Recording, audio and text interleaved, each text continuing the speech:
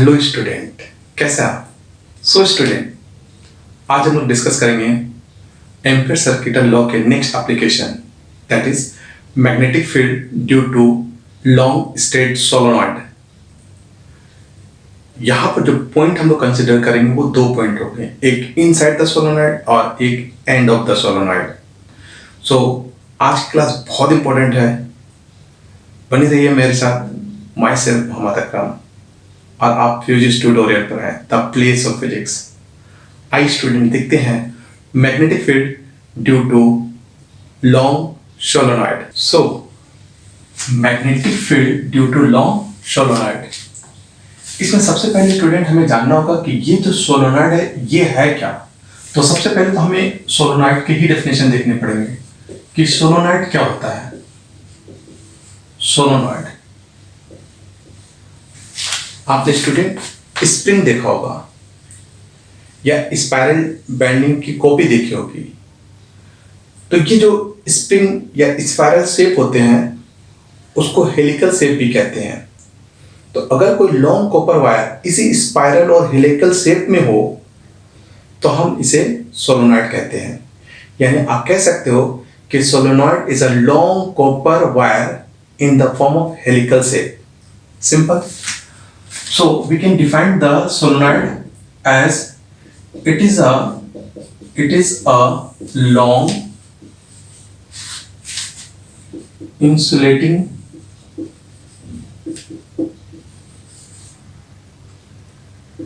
copper wire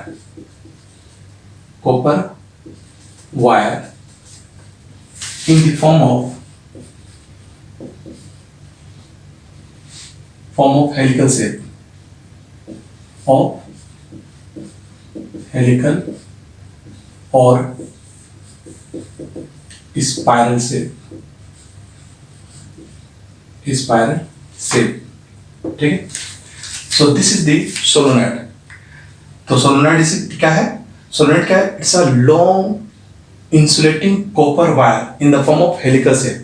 यहाँ पर insulating wire का मतलब ये है कि जो कॉपर है उसके ऊपर इंसुलेटिंग मटेरियल की कोटिंग की हुई होती है, जिससे कि दो कॉपर अगर एक दूसरे के टच में आए तो वो स्पार्क ना करे, दोनों से आपस में करंट ना फ्लो हो जाए। तो इसलिए उनको इंसुलेटिंग रखा जाता है, उनके ऊपर इंसुलेटिंग मटेरियल की कोटिंग की जाती है। Insulating copper wire like this। okay, so this is the solenoid, spiral और helical shape of the copper wire. अब हम लोग को क्या करना है, इसी सोलोनॉइड के कारण मैग्नेटिक फील्ड देखना है कि मैग्नेटिक फील्ड क्या होती है, किस फॉर्म में होगी और उसके लिए क्या मैथमेटिकल कैलकुलेशन है। तो आइए देखते हैं magnetic field due to solenoid. Magnetic field due to solenoid समझने के लिए हमें समझना होगा कि जो सोलोनॉइड होते हैं वो large number of circular turns होते हैं। Large number of circular turns किसके? कॉपर वायर के। तो बहुत सारे कॉपर वायर के सर्कुलर टर्न्स होते हैं। तो मान लो कि इसी तरह का एक सर्कुलर टर्न है, ठीक है। अब अगर इस सर्कुलर टर्न को कंसीडर कर रहे हो, इस शेप में वर्टिकल मान रहे हो और मान रहे हो कि इसमें करंट जो है ना ऐसे फ्लो रहा, ऐसे लाइक दिस। इसका मतलब है अगर हम लोग एक सर्कुलर टर्न कंसीडर कर लें तो वो सर्कुलर टर्न लाइक दिस यानी वर्टिकल में ले रहे हैं, और मान लो कि करंट जो है ना ऐसे फ्लो हो रही है एंटी क्लॉकवाइज। अगर हम इसके ऊपर में एक स्मॉल सेगमेंट कंसीडर कर लें तो वो एक स्ट्रेट लाइन बन जाएगी, और नीचे कंसीडर करेंगे तो वो भी एक स्ट्रेट लाइन बन जाएगी। तो ऊपर में जो करंट की जो डायरेक्शन होगी स्ट्रेट लाइन में लाइक दिस आउटवर्ड, और यहां होगा इनवर्ड इनटू द प्लेन। इसलिए अगर ऊपर में करंट की डायरेक्शन ऐसे है तो हमें पता है कि स्ट्रेट वायर के कारण जो मैग्नेटिक फील्ड होता है वो सर्किल के फॉर्म में अरेंज हो जाती है। यानी इसके चारों तरफ मैग्नेटिक फील्ड सर्किल के फॉर्म में अरेंज होगी, और वो कैसे निकलेगी? तो करंट की डायरेक्शन थंब रखिए और इस तरह से, तो मैग्नेटिक फील्ड एंटी क्लॉकवाइज हो जाएगी। लेकिन जब आप नीचे की बात करोगे तो करंट की डायरेक्शन ये होगी, करंट की डायरेक्शन थंब रखी तो ये क्लॉकवाइज। यानी आपको देखिए, इसका मतलब है कि अगर हम इस पूरे सोलेनॉइड को टर्न्स में डिवाइड कर दें तो हर एक टर्न्स में ऊपर में करंट आउटवर्ड हो जाएगा तो नीचे में करंट इनटू द हो जाएगा। तो इसलिए मैग्नेटिक फील्ड ऊपर अगर क्लॉकवाइज एंटी क्लॉकवाइज है तो नीचे क्लॉकवाइज डेवलप होगी। Anti clockwise clockwise, anti clockwise clockwise, anti clockwise clockwise, इस तरह से करंट रेंज होगी। यानी ऊपर में देखिए जो मैग्नेटिक फील्ड लाइंस की जो डायरेक्शन दिखाई गई है वो एंटी क्लॉकवाइज है, और नीचे वाले सेगमेंट में जो मैग्नेटिक फील्ड की डायरेक्शन दिखाई गई है वो क्लॉकवाइज दिखाई गई है, लाइक दिस। अब इसे बहुत इंपॉर्टेंट इंफॉर्मेशन मिलती है, वो देखिए ध्यान से। तो अगर मान लो interior part of the solenoid देखो तो आपको लगेगा कि जो सारे मैग्नेटिक फील्ड लाइंस हैं वो एक ही डायरेक्शन में आ जा रहे हैं, एक ही डायरेक्शन में। लेकिन जब हम एक्सटीरियर पार्ट की बात करते हैं तो मैग्नेटिक फील्ड जो है ना जस्ट अपोजिट है। देखिए ये और इसे देखिए एक दूसरे के अपोजिट है, ये और ये एक दूसरे के अपोजिट है। जबकि इनसाइड जो मैग्नेटिक फील्ड लाइंस है वो देखिए डायरेक्शन है ना, मैग्नेटिक फील्ड डायरेक्शन ये देखिए, और यहां पर मैग्नेटिक फील्ड देखिए। तो ये जो मैग्नेटिक फील्ड होती है वो एक ही डायरेक्शन में अरेंज हो जाते हैं। इसका मतलब है कि inside the solenoid, interior part of the solenoid, magnetic field lines add up हो जा रहे हैं, और एक्सटीरियर में जो मैग्नेटिक फील्ड है वो सब्ट्रैक्ट हो रहे हैं। तो अगर हम ये मान के चलें कि जो सोलोनॉइड है उसमें लार्ज नंबर ऑफ टर्न्स है, और ये सोलोनॉइड बहुत स्मॉल क्रॉस सेक्शनल एरिया का है, तो इसके आउटसाइड पार्ट में जो मैग्नेटिक फील्ड होगी वो एक दूसरे के कारण कैंसिल हो जाएगी। जबकि इनसाइड में क्या होगा कि मैग्नेटिक फील्ड एड अप हो जाएंगे और एक रिजल्टेंट मैग्नेटिक फील्ड बनेगा। और क्योंकि मैंने कहा कि इसमें नंबर ऑफ टर्न्स बहुत ज्यादा है, इसलिए सारे मैग्नेटिक फील्ड एक ही डायरेक्शन में होकर के जब सारे एड अप होंगे, जब उनका वेक्टर सम कंसीडर कर लिया जाएगा, तो ऐसा लगेगा कि सारे मैग्नेटिक फील्ड स्ट्रेट हो जा रहे हैं। इसीलिए inside the solenoid magnetic field की वैल्यू यूनिफॉर्म एंड कांस्टेंट हो जाती है। क्यों? क्योंकि सोलोनॉइड में नंबर ऑफ टर्न्स बहुत ज्यादा होते हैं, large infinite number of turns consider किया जाता है आइडियल सोलोनॉइड के लिए। तो इसलिए सारे जब मैग्नेटिक फील्ड इंटीरियर पार्ट में एड अप होते हैं तो वो यूनिफॉर्म एंड कांस्टेंट बन जाते हैं। लेकिन आप देखिए जब हम एंड की बात करते हैं तो यहां से मैग्नेटिक फील्ड लाइन डिविएट हो जाते हैं, यहां से मैग्नेटिक फील्ड लाइन डिविएट हो जाते हैं। यानी कि जैसे एंड को हम लोग शिफ्ट करते हैं तो मैग्नेटिक फील्ड की वैल्यू शार्पली डिक्रीज करती है। यहां और यहां मैग्नेटिक फील्ड की वैल्यू डिक्रीज हो जाती है, जबकि इस पॉइंट पर मैग्नेटिक फील्ड की वैल्यू एड अप होकर के कांस्टेंट बनी हुई रहती है। तो ये हमें माइंड में रखना है। तो ये क्लियर हो गया कि inside the solenoid magnetic field uniform and constant होती है, और outside the solenoid magnetic field की वैल्यू 0 हो जाती है, और एंड पर आने पर मैग्नेटिक फील्ड वीक हो जाता है। ठीक है, ये था मैग्नेटिक फील्ड का concept due to long solenoid. अब हम देखेंगे मैग्नेटिक फील्ड एम्पीयर सर्किट और लॉ के थ्रू किस तरह से इनसाइड और एंड पर निकाले जाएंगे। So next topic, with the help of Ampere law, how we can calculate the magnetic field at interior part and at the end of the solenoid. Now, magnetic field inside the solenoid. इसके लिए मान लो कि ये एक solenoid है जिसकी length L है, जिसका total number of turns capital N है, और ये जो I है ये है current flow through the solenoid. तो इसमें एक टर्म्स हम लोग कंसिडर कर लेते हैं, एक टर्म कंसिडर कर लेते हैं स्मॉल n। स्मॉल n क्या है बेटा? कैपिटल N बाय L, यानी number of turns per unit length, है ना, number of turns per unit length, where L ये जो कैपिटल L है वो total length of the solenoid हुआ। ठीक है, अब हमें क्या करना है, क्योंकि हमें inside the solenoid magnetic field find out करना है, तो इसके लिए हम एक एम्पेरियन लूप कंसिडर कर लेंगे ABCD। ठीक है, जिसमें AB is equal to L होगा। अब इस एम्पेरियन लूप में टोटल करंट है कितना? तो total current in Amperian loop, तो total current in ampere loop या एम्पेरियन लूप, एम्पेरियन लूप के अंदर टोटल करंट कितना है, तो ये कैसे निकलेगा? तो यूनिट लेंथ का जो टर्न्स है वो स्मॉल n है, और हमने माना है कि इस एम्पेयर लूप की जो लेंथ है वो L है, तो टोटल टर्न्स जो होगी वो N इंटू L हो जाएगी। एक टर्न्स में करंट I है तो जो टोटल करंट होगा वो N into L into I होगा। फिर से समझिए, ये जो स्मॉल n है, ठीक है, ये जो स्मॉल n है वो यूनिट लेंथ का टर्न्स है। अब हमने यहां से यहां तक की लेंथ मान लिया है L। क्या माना है? L। कहां से कहां तक? A से लेकर के B तक की जो लेंथ हमने कंसिडर किया है वो है L। यहां से लेकर के यहां तक की जो लेंथ है वो है L। तो इसलिए यहां से लेकर यहां तक टोटल टर्न्स कितने होंगे? तो N into L, unit length का टर्न्स ये है, L से मल्टीप्लाई कर दो तो टोटल टर्न्स एक टर्न्स में अगर करंट I है तो टोटल जो करंट होगा वो N into L into I हो जाएगा। सो this is the total current in a ampere loop. अब एम्पियर लूप क्या कहता है, देखिए according two ampere loop, according two ampere loop, ampere law, sorry ampere law, कौन सा लॉ, तो according two ampere circuital law, circuital law ये क्या कहता है, ये कहता है कि close integral of B dot dl, close integral of B dot dl is equal to mu naught into total current I total, total current.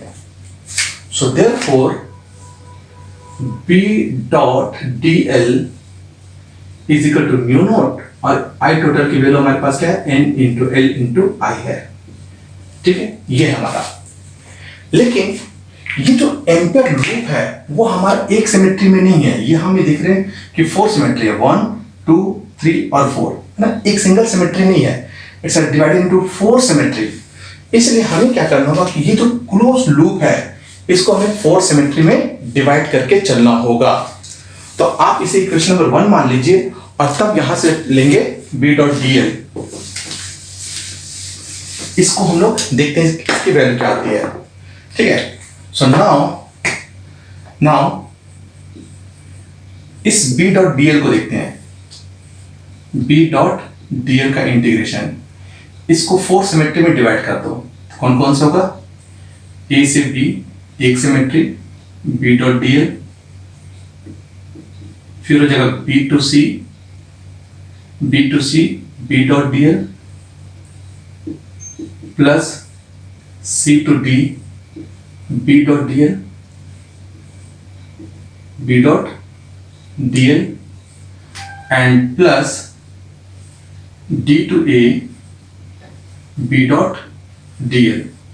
तो इस तरह से हम लोग इसको 4 सिमेट्री में डिवाइड कर देंगे। अब यहां पर देखिए कि B और dl एक ही डायरेक्शन में, B की डायरेक्शन देखिए और dl भी उसी डायरेक्शन में है, A टू B में dl और B एक ही डायरेक्शन में है, तो इसलिए थीटा इसकी 0 हो जाएगी।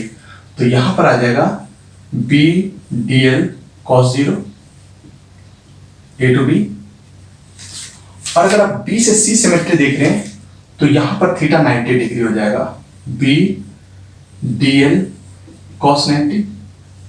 क्यों, देखिए मैग्नेटिक फील्ड ये है जबकि dl का डायरेक्शन इसके अलावा होगा, तो 90 डिग्री प्लस ये क्योंकि आउटसाइड पार्ट है इसलिए यहां पर मैग्नेटिक फील्ड की वैल्यू 0 हो जाएगी, ठीक है, नो मैग्नेटिक फील्ड, या लिख भी सकते हो no magnetic field.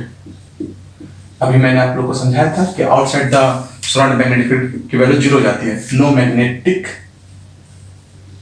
Field, no magnetic field plus D to A again 90 degree B dl cos 90 degree. तो इसका मतलब है कि cos 90 की वैल्यू तो 0 हो जाती है, तो ये 0 ये 0 ये 0, तो सिर्फ क्या रह गया हमारे पास, B बाहर आएगा, A टू B और dl का इंटीग्रेशन। और एक चीज ध्यान में रखिए बेटा, जब आप इसको क्लोज लूप को ओपन में लिखते हो तो यहां पर फिर सर्किल नहीं देंगे, ये माइंड में रखना है हमें, ओके। नाउ अब देखिए B और dl का इंटीग्रेशन देखिए क्या होगा, तो dl A से B है इसलिए L हो जाएगा।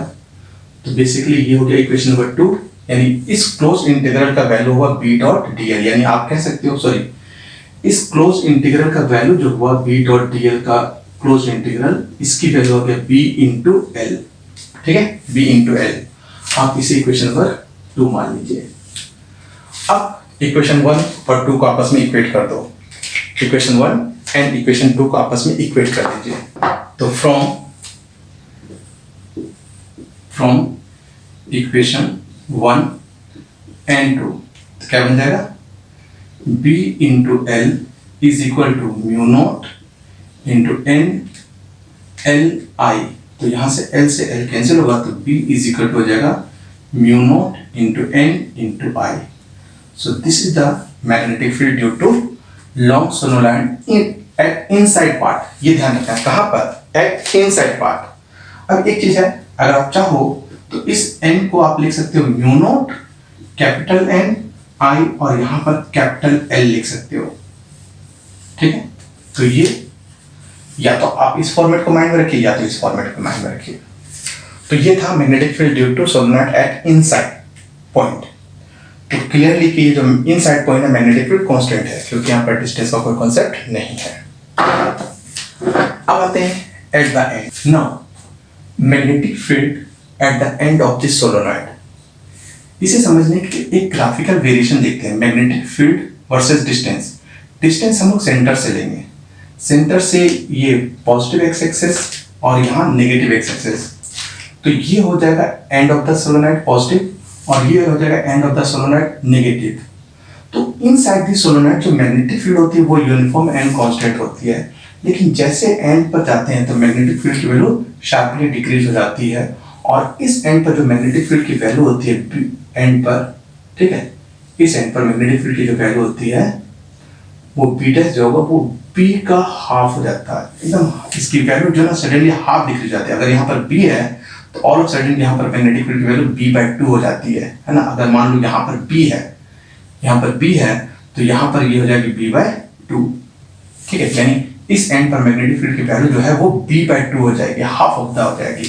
क्योंकि आपको दिखाया था मैंने कि एंड पर मैग्नेटिक फील्ड जो है ना कर्व हो जाते हैं, इसलिए इस पॉइंट पर मैग्नेटिक फील्ड की वैल्यू b/2 यानी हाफ ऑफ द इनसाइड, है ना। आप इसको मैथमेटिकल भी समझ सकते हो कि अगर इंटीग्रेट कर दो तो ये l/2 है यानी हाफ हो जाएगी। तो इस तरह से magnetic field at the end जो होती है वो हाफ ऑफ द इनसाइड होती है। So therefore magnetic field at the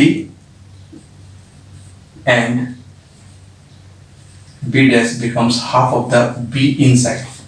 तो b inside का मतलब हुआ half of mu naught n i, ठीक है। तो n पर जो मैग्नेटिक फील्ड होती है वो इनसाइड का हाफ हो जाता है, ये हमें ध्यान में रखना है। तो इस तरह से हमने देखा कि मैग्नेटिक फील्ड सोलेनॉइड कैसे डेवलप करते हैं, इनसाइड मैग्नेटिक फील्ड क्यों यूनिफॉर्म हो जाती है। फिर मैथमेटिकल कैलकुलेशन के थ्रू हम लोग एम्पेयर का हेल्प लेते हुए मैग्नेटिक फील्ड हमने इनसाइड निकाला जो कि म्यू नॉट ni के इक्वल हो, और एट द एंड जो कि म्यू नॉट ni/2 हो जाते हैं यानी हाफ ऑफ द इनसाइड।